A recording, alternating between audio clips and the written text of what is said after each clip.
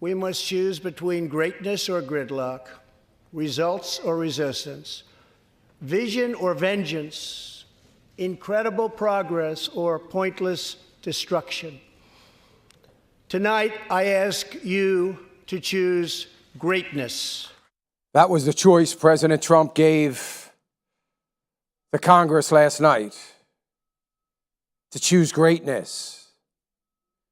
Well, there were a lot of great sound bites. There were some things that I was absolutely astounded that nobody stood up for. The remarks about socialism.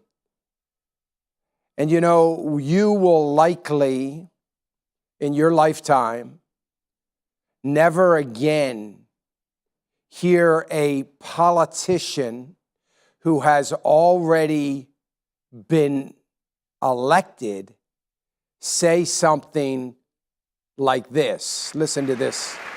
There could be no greater contrast to the beautiful image of a mother holding her infant child than the chilling displays our nation saw in recent days. Lawmakers in New York cheered with delight upon the passage of legislation that would allow a baby to be ripped from the mother's womb moments from birth. These are living, feeling, beautiful babies who will never get the chance to share their love and their dreams with the world. I am asking Congress to pass legislation to prohibit the late-term abortion of children who can feel pain in the mother's womb. One thing is for certain, as you watch the State of the Union speech, you come to the realization that this is not a man who is a politician. This is a man who truly cares about America.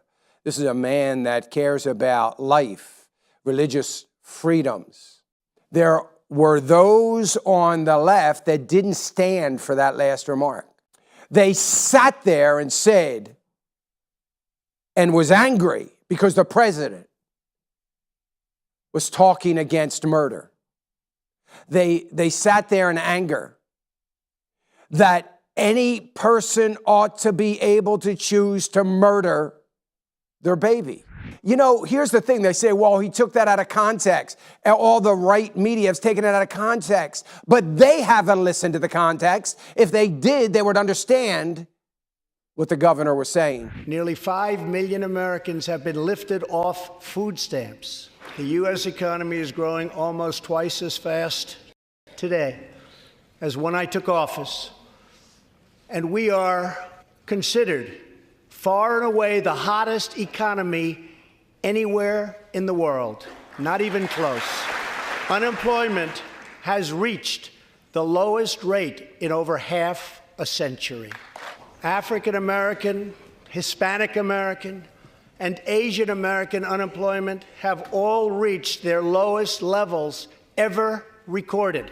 Unemployment for Americans with disabilities has also reached an all-time low.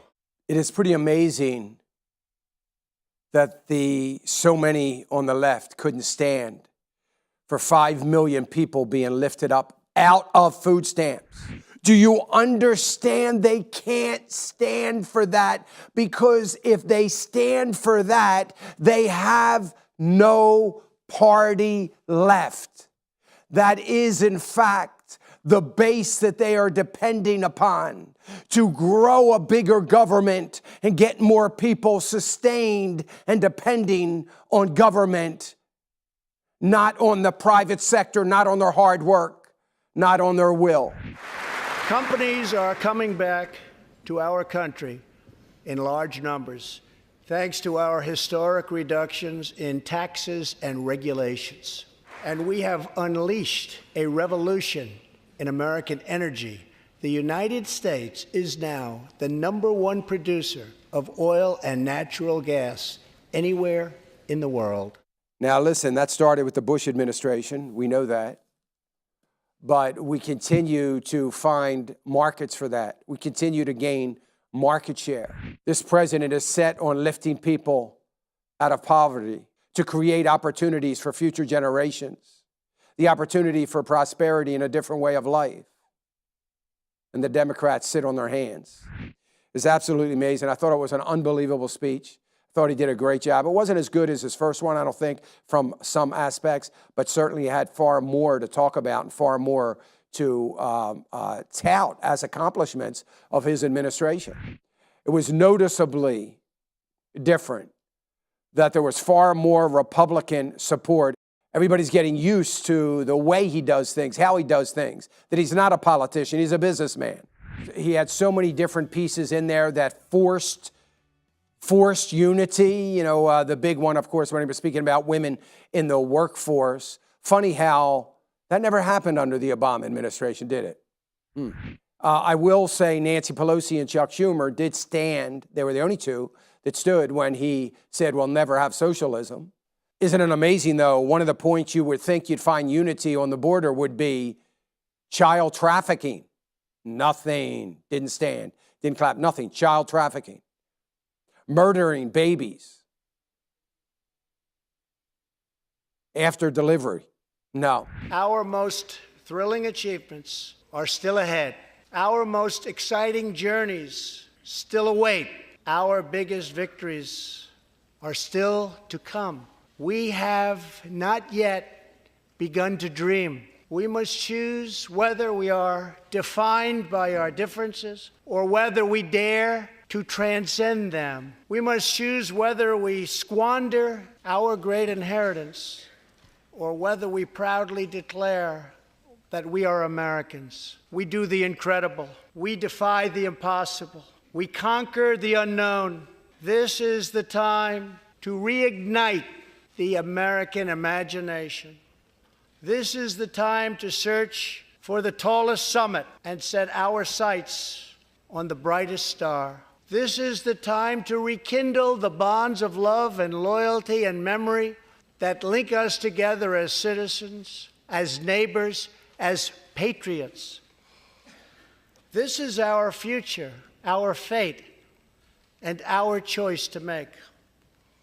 I am asking you to choose greatness. No matter the trials we face, no matter the challenges to come, we must go forward together. We must keep America first in our hearts. We must keep freedom alive in our souls. And we must always keep faith in America's destiny. That one nation, under God, must be the hope and the promise and the light and the glory among all the nations of the world. Thank you, God bless you, and God bless America. Thank you very much. Yeah, what a great ending to a great evening, a great speech, State of the Union. And you know, you would think that would be so unifying. You think that would rally the troops. You think that would bring people back down to earth. You think that would help to set aside ideology, take the blinders off so that you can see the entire forest instead of the tree that you're planted right in front of. That you can put your ideological differences aside and come back to what has made America great.